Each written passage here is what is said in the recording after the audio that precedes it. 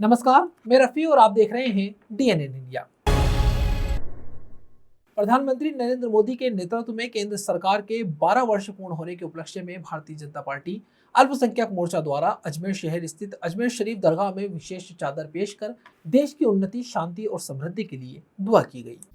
प्रधानमंत्री नरेंद्र मोदी के सफल नेतृत्व में केंद्र सरकार के 12 वर्ष पूर्ण होने के उपलक्ष्य में भारतीय जनता पार्टी अल्पसंख्यक मोर्चा द्वारा अजमेर स्थित अजमेर शरीफ दरगाह में विशेष चादर पेश कर देश की उन्नति, शांति, समृद्धि के लिए दुआ की गई। इस अवसर पर मोर्चा के प्रदेश पदाधिकारियों, कार्यकर्ताओं और समर्थकों ने सूफी संत ख्वाजा मोइनुद्दीन हसन चिश्ती की बारगाह में हाजिरी लगाकर प्रधानमंत्री नरेंद्र मोदी के स्वस्थ, दीर्घायु और सफल जीवन की कामना की। कार्यक्रम के दौरान भाजपा अल्पसंख्यक मोर्चा के पदाधिकारियों ने दरगाह की बारगाह खास में मखमली चादर और अकीदत के फूल पेश किए। इसके बाद सामूहिक रूप से देश में अमन, चैन, सामाजिक सौहार्द, आपसी भाईचारे और निरंतर विकास के लिए विशेष दुआ की गई। उपस्थित लोगों ने प्रधानमंत्री मोदी के नेतृत्व में देश की वैश्विक प्रतिष्ठा बढ़ने और विकास के नए आयाम स्थापित होने का उल्लेख भी किया। मोर्चा पदाधिकारियों ने कहा कि प्रधानमंत्री नरेंद्र मोदी के नेतृत्व में देश ने पिछले 12 वर्षों में अनेक ऐतिहासिक उपलब्धियां हासिल की है। इसी उपलब्धि और जनकल्याणकारी योजनाओं की सफलता के लिए दरगाह में शुक्राना अदा किया गया। साथ ही देश में शांति, सौहार्द और एकता का वातावरण बना रहे, इसके लिए भी विशेष प्रार्थना की गई। इस अवसर पर भाजपा अल्पसंख्यक मोर्चा के कार्यकर्ताओं ने राष्ट्रहित को सर्वोपरि रखते हुए देश की उन्नति और विकास में योगदान देने का संकल्प दोहराया। पदाधिकारियों ने कहा कि प्रधानमंत्री मोदी के नेतृत्व में विकसित भारत के लक्ष्य को साकार करने के लिए सभी नागरिकों की सहभागिता आवश्यक है। ख्वाजा मोइनुद्दीन चिश्ती रहमतुल्लाह अलैह की बारगाह में हमारे माननीय प्रधानमंत्री जी के केंद्र सरकार के 12 वर्ष पूरे होने पर चादर पेश की गई और जो हमारे यहाँ के जो खादिम हैं अफसान चिश्ती साहब उनकी रुगनुमाई में ये चादर पेश की गई है और उन्होंने विशेष तौर से माननीय प्रधानमंत्री जी की लंबी आयु के लिए देश के अंदर अमन, चैन, भाईचारा बना रहे, उसके लिए दुआएं भी कराई है। और हमारी पूरी टीम के साथ आज पूरे राजस्थान के अंदर हमारी जो दरगाह है जिलों में अलग अलग जगह वहाँ सभी जगह चादर पेश कर माननीय प्रधानमंत्री जी की लंबी आयु के लिए देश और प्रदेश में अमन, चैन, भाईचारा बना रहे, उसके लिए हम सबने दुआई की। मास्टर प्लान में वो चीजें आई थी तो मास्टर प्लान तो सभी से तय करके बनाया जाता है और मास्टर प्लान के तहत ही वो कार्रवाई हुई। सरकार बिना भेदभाव के काम करती है। हमारी सरकार जो सबका साथ, सबका विकास, सबके विश्वास के लिए काम करती है। माननीय प्रधानमंत्री जी 3600 कौम के लिए काम करते हैं, उसी तरह माननीय राजस्थान के मुख्यमंत्री जी भी 3600 कौम के लिए। उमेद खान मेवाती, प्रदेश अध्यक्ष बीजेपी। विश्व प्रसिद्ध अजमेर शरीफ दरगाह में महाराष्ट्र से पहुंचे एनसीपी अजीत पवार गुट के उपाध्यक्ष एवं मौलाना आजाद आर्थिक विकास महामंडल के संचालक तथा मुस्लिम वेलफेयर एसोसिएशन के राष्ट्रीय अध्यक्ष सलीम सारंग ने अपने प्रतिनिधि मंडल के साथ हाजिरी देकर सूफी संत हजरत ख्वाजा मोइनुद्दीन हसन चिश्ती रहमतुल्लाह अलैह की बारगाह में अकीदत की चादर और फूल पेश किए। विश्व प्रसिद्ध अजमेर शरीफ दरगाह में महाराष्ट्र से पहुंचे एनसीपी अजीत पवार गुट के उपाध्यक्ष एवं मौलाना आजाद आर्थिक विकास महामंडल के संचालक तथा मुस्लिम वेलफेयर एसोसिएशन के राष्ट्रीय अध्यक्ष सलीम सारंग ने अपने प्रतिनिधि मंडल के साथ हाजिरी देकर सूफी संत हजरत ख्वाजा मोइनुद्दीन हसन चिश्ती की बारगाह में अकीदत की चादर और फूल पेश किए। दरगाह में पहुंचने पर खादिम सैयद वली मोहम्मद चिश्ती नियाजी ने प्रतिनिधि मंडल को दरगाह शरीफ की जियारत करवाई। इस दौरान उन्होंने दस्तारबंदी कर मेहमानों का स्वागत किया तथा तबरुक भेंट किया।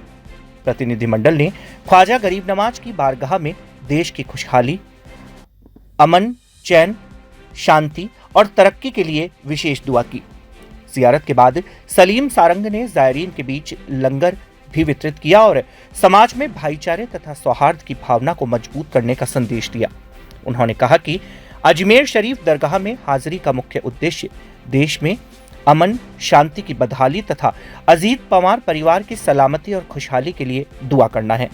सारंग ने कहा कि ख्वाजा गरीब नवाज का दरबार पूरी दुनिया में मोहब्बत, इंसानियत और भाईचारे का पैगाम देता है।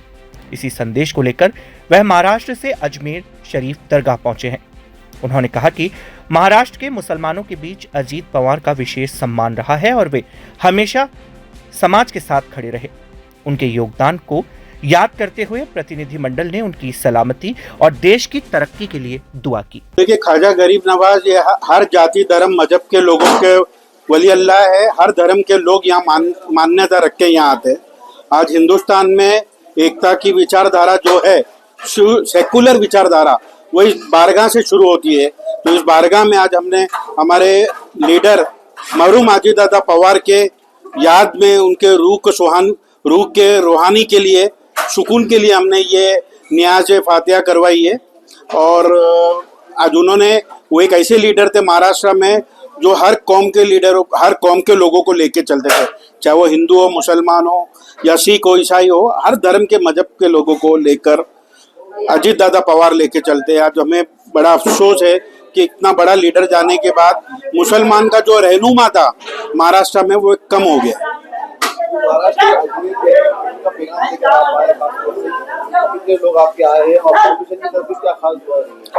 देखिए, मुस्लिम वेलफेयर एसोसिएशन एक हम संगठन चला रहे जो कि मुसलमान समाज आज एजुकेशन में, शिक्षण में बहुत पिछड़ा हुआ समाज है। तो ये समाज को मेन स्ट्रीम में लाने के लिए हम एक संगठन चला रहे जिसमें मुसलमान की दावेदारी बढ़े, सिस्टम में आए, एजुकेशन करे। तो मुस्लिम वेलफेयर एसोसिएशन वो संगठन उसको ध्यान में रखते हुए आया है कि एक क़यादत जो है मुसलमानों की, वो इस संगठन से आगे बढ़े। को बढ़ाने के लिए गरीब की दरगाह में दुआ की गई और यहाँ पर देखिए, गरीब नवाज की बारगाह में महाराजा बादशाह तक यहाँ आके अपने सजदा करके गए, सर झुका के गए, और राजा महाराजाओं को बहुत कुछ मिला हुआ है।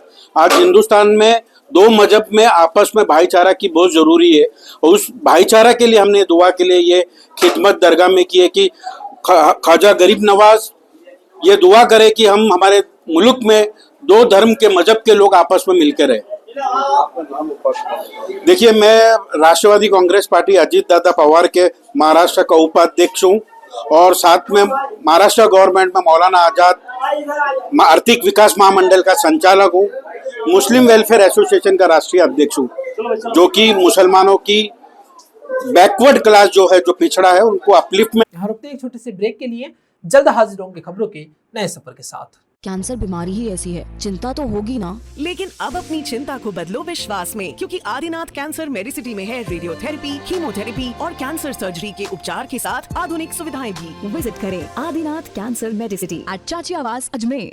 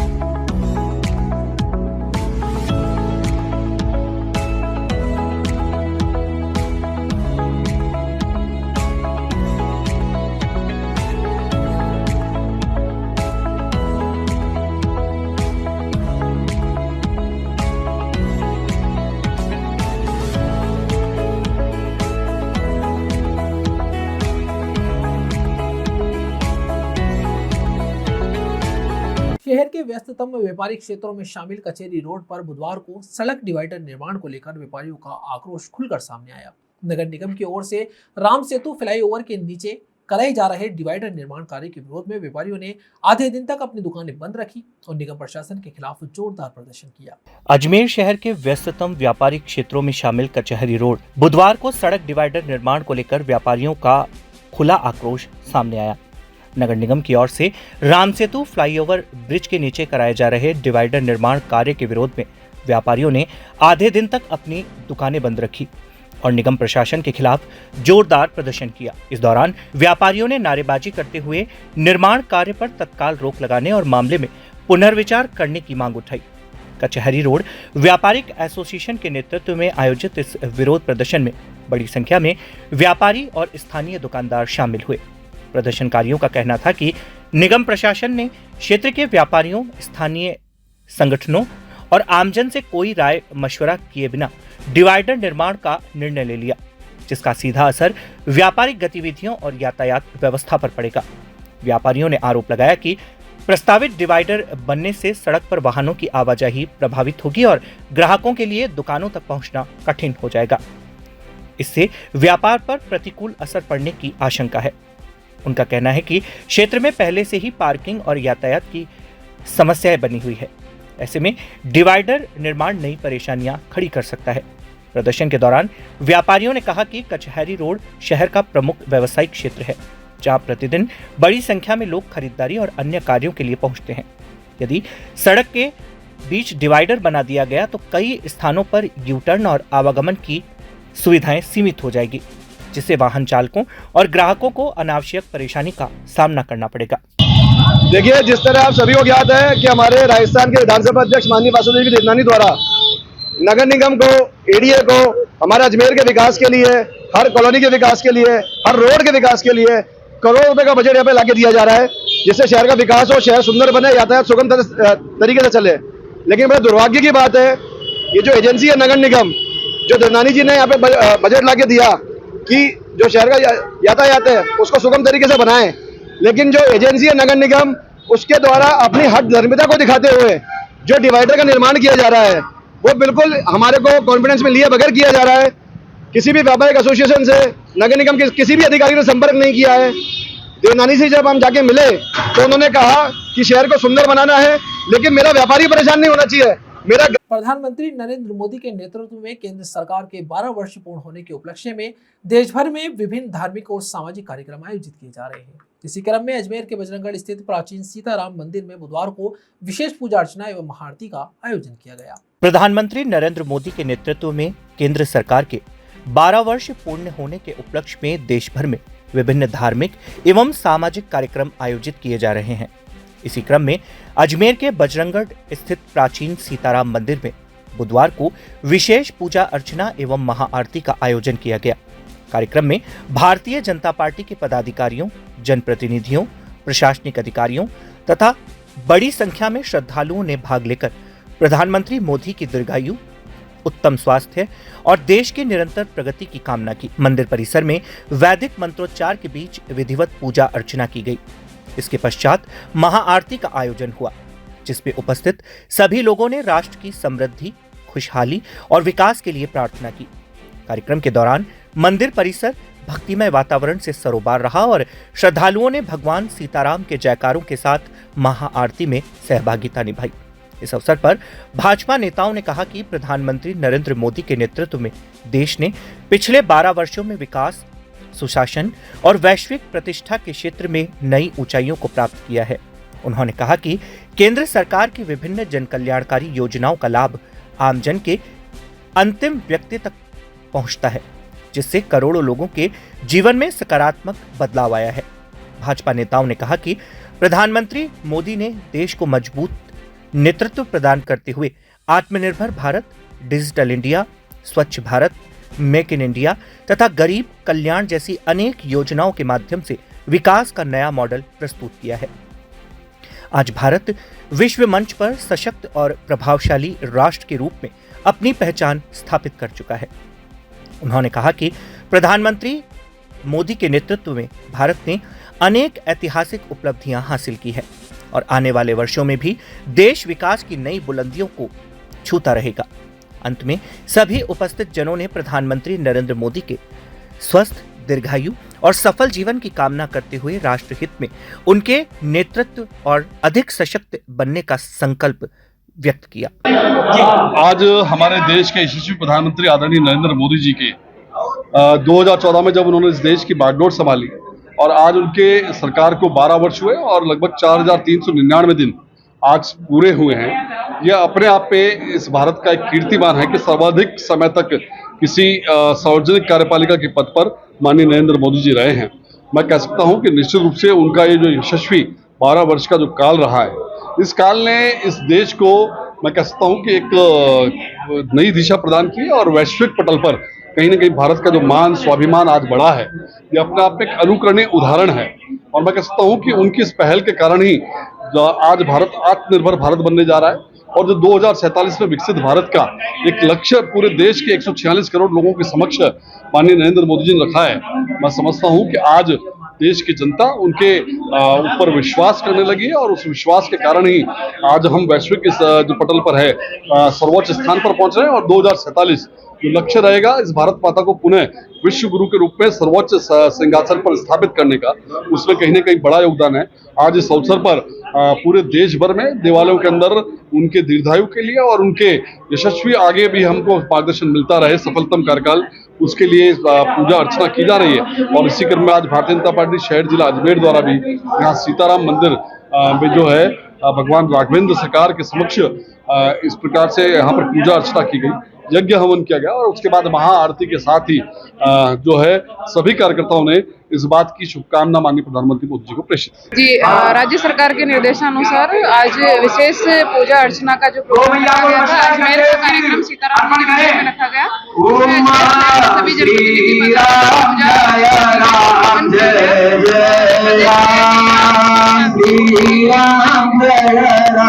देश के यशस्वी प्रधानमंत्री और भारत के लोकतांत्रिक इतिहास में सबसे लंबे समय तक निरंतर निर्वाचित रहे माननीय श्री नरेंद्र मोदी जी की राष्ट्र की सेवा में प्रधानमंत्री जी की सफलता के लिए आज अजमेर के भाजपा कार्यकर्ताओं द्वारा उनकी अच्छे स्वास्थ्य और दीर्घायु के होने के लिए उन्हें ढेर सारी शुभकामनाएं देते हैं।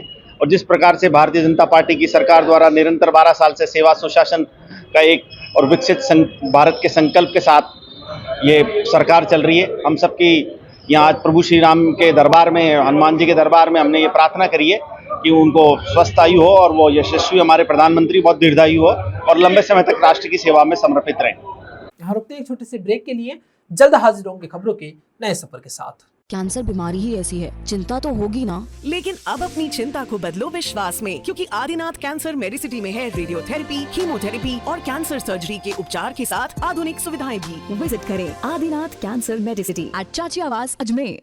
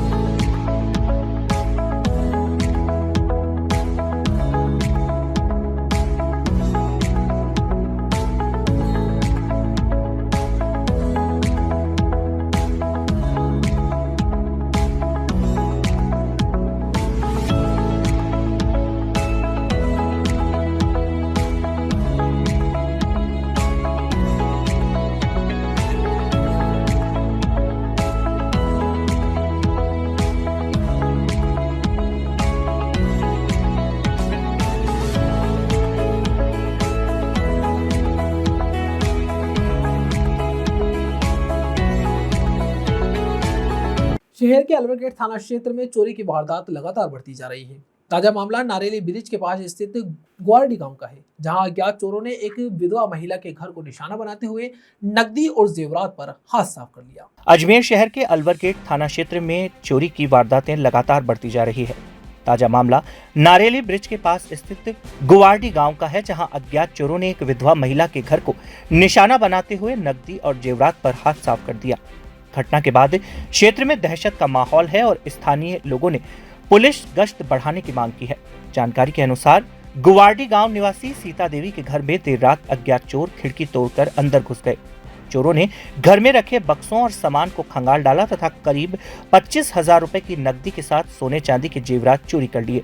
वारदात को अंजाम देने के बाद आरोपी मौके से फरार हो गए। सुबह जब सीता देवी को घर में सामान बिखरा हुआ मिला तो उन्होंने आसपास के लोगों को सूचना दी। इसके बाद घटना की जानकारी अलवर गेट थाना पुलिस को दी गई। सूचना मिलते ही पुलिस मौके पर पहुंची और घटनास्थल का निरीक्षण किया। पुलिस ने पीड़िता से चोरी हुए सामान और घटना की जानकारी ली तथा आसपास के लोगों से भी पूछताछ की। वहीं लगातार हो रही वारदातों से क्षेत्रवासियों में पुलिस की कार्यशैली को लेकर नाराजगी देखी जा रही है। स्थानीय लोगों का कहना है कि रात के समय पुलिस गश्त पर्याप्त नहीं होने के कारण चोर बेखौफ होकर वारदातों को अंजाम दे रहे हैं। नारेली ब्रिज के पास में है सर ये मकान, और ये खिड़की को तोड़ के अंदर घुस के ये हमारे गाने थे 8 से 10 लाख के बीच में से 25,000 केस थे सर, ये काट के वापस चले गए। सुबह उठे मैं सो रही थी, सुबह उठे तो गहने में तो हार था, कनकती थी, 2 माले थे, पायल जोड़ी थी, काकनी थी, ताबीज थी, ऐसे बहुत आइटम थे, मतलब 8-10 लाख के बीच में रकम थी हमारी। वो सारे लेके चले गए। सुबह उठे तो हम ऐसे बकरे वो पड़े सामान थे और ये खिड़की टूटी हुई मिली थी हमारे को। फिर मैं हमारे परिवार वालों को बताया कि ऐसे हो गया। हमारे कोई भी नहीं थे, मेरे नई पति है, सास है, वो भी जयपुर गई हुई थी। हम 3 लोग ही सो रहे थे यहाँ पे सर। जो सारी चीजें थी हमारे लेके चले गए। नहीं एच पेंड है, नहीं जेवर जेट है, हमारे कुछ भी नहीं है। मैं 3 लोग ही रहते हैं यहाँ पे और हारे लेके चले गए। हमारे कुछ भी नहीं बचे। खिड़की तोड़ के आ गई? हाँ सर, खिड़की तोड़ के फिर घुसे, फिर वापस भी खिड़की से निकले। ये कितने रुपए की रखती थी? हाँ। नगद कितने थे? नगद तो 25,000 थे केस में इसमें, और बाकी 8-10 लाख के बीच में रकम थी हमारी। पुलिस को इतला दी क्या आप? हाँ, पुलिस को इतला दी थी। कल आए थे पुलिस वाले, फोटो वोटो खींच के वापस चले गए। कौन थाने से आए? ये अलवर गेट से आए थे। सिविल लाइन थाना पुलिस ने मोबाइल लूट के मामले में कार्यवाही करते हुए फरार चल रहे 2 आरोपियों को गिरफ्तार करने में सफलता हासिल की। पुलिस ने आरोपियों को पकड़कर उनसे पूछताछ शुरू कर दी और मामले से जुड़े अन्य तथ्यों की भी जांच की जा रही है। सिविल लाइन थाना पुलिस ने मोबाइल लूट के मामले में कार्यवाही करते हुए फरार चल रहे 2 आरोपियों को गिरफ्तार करने में सफलता हासिल की। पुलिस ने आरोपियों को पकड़कर उनसे पूछताछ शुरू कर दी है तथा मामले से जुड़े अन्य तथ्यों की भी जांच की जा रही है। पुलिस के अनुसार ईदगाह कॉलोनी निवासी अलवीरा पुत्री इंसाफ अली ने सिविल लाइन थाने में मोबाइल लूट की शिकायत दर्ज करवाई थी। पीड़िता ने रिपोर्ट में बताया था कि अज्ञात बदमाश उसका मोबाइल छीनकर फरार हो गए। शिकायत मिलने के बाद पुलिस ने मामला दर्ज कर जांच शुरू की। मामले की गंभीरता को देखते हुए पुलिस ने घटनास्थल के आसपास लगे सीसीटीवी कैमरे की फुटेज खंगाले और तकनीकी साक्ष्यों के आधार पर आरोपियों की पहचान की। जांच के दौरान पुलिस को पता चला कि वारदात में पिसांगन क्षेत्र में रहने वाले विकास और आशीष की संलिप्तता है। इसके बाद पुलिस टीमों ने दोनों आरोपियों की तलाश शुरू की और विशेष प्रयासों के बाद उन्हें गिरफ्तार कर लिया। गिरफ्तार आरोपियों को थाने लाकर पूछताछ की जा रही है। पुलिस यह भी पता लगाने का प्रयास कर रही है कि आरोपियों ने इससे पहले भी इस तरह की अन्य वारदातों को अंजाम दिया या नहीं। ये प्रकरण 2026 धारा 304 में मोबाइल झपट्टा मार के ले गए थे। तो ये काफी दिनों से फरार थे। अभी इनको पकड़ के लाए। कहाँ से पकड़ा इनको? इनके निवास स्थान से लाए। शिकायत किसने दी? शिकायतकर्ता इसमें है अपने अलवीरा पुत्री इंसाफ अली, निवासी ईदगाह कॉलोनी। कौन है? क्या नाम उनका? नाम क्या इनका? एक का तो विकास है और एक का आशीष है। दोनों पिछड़िया किसानगढ़ के रहने वाले। न्यायालय पेश कर रहे हैं। खबरों के सफर में अभी सिर्फ इतना ही। फिर हाजिर होंगे खबरों के नए सफर के साथ। तब तक के लिए दीजिए इजाजत। नमस्कार।